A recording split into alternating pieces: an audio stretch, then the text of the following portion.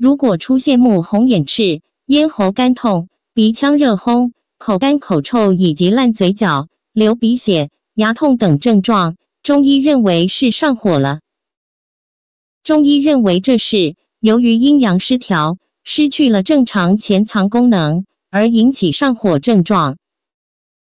不管是什么器官上火，都要大量喝水，就是不上火也要多喝水，最好加点蜂蜜，蜂蜜滋阴非常好。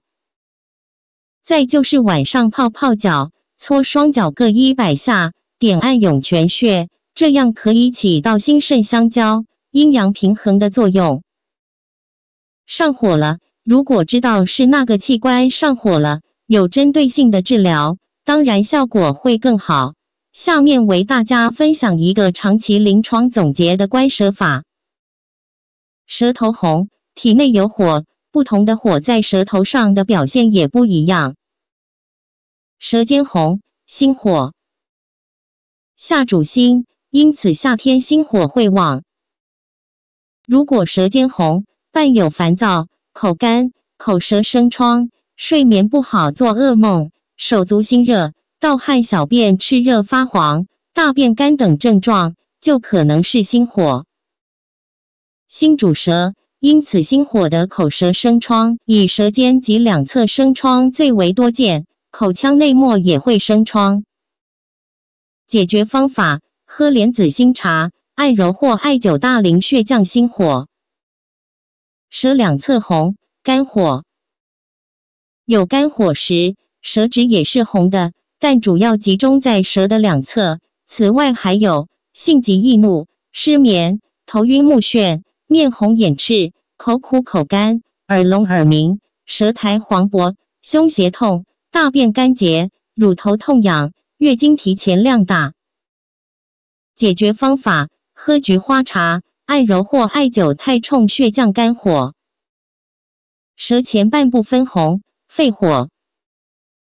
肺火表现为脸有结子、鼻干咽干疼痛、咳嗽胸痛、干咳无痰或痰黄而黏、睡眠不好，舌头前半部分红。容易伤风，一伤风就会出现高热、咳嗽、痰黄稠而黏等症状。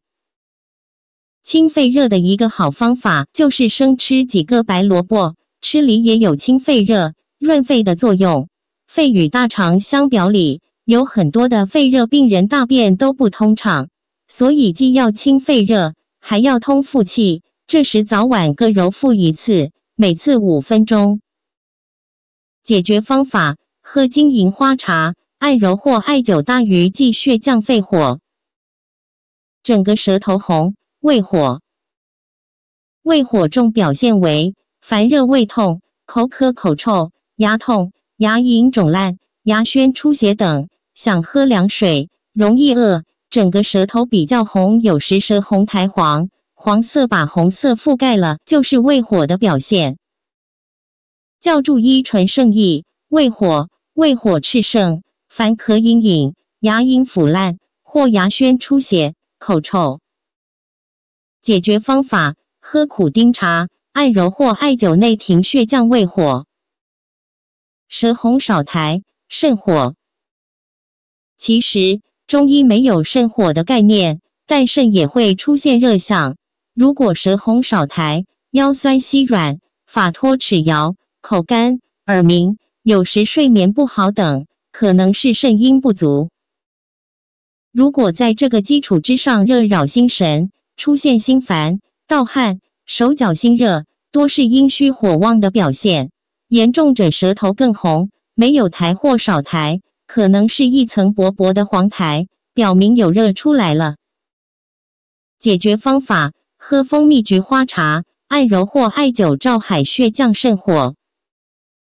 我们的器官上火大多数是由于我们自身的生活习惯引起的，比如很多人不爱喝水。今年刚出版的《中国居民膳食指南2016》指出，人一天要喝1500 ml 170毫升的水，相当于普通装的矿泉水3瓶多。夏天来了，更要多喝。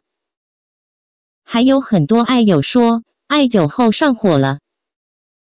实际上不是艾灸后上火了，而是你身体里本来就有火，只是艾灸的正气将你体内的虚火搅动了，生发出来。坚持艾灸，最终会达到阴阳平衡。出现这种情况，晚上泡脚，然后艾揉或者艾灸涌泉穴、太冲穴就好。泡脚时不能做艾灸哦，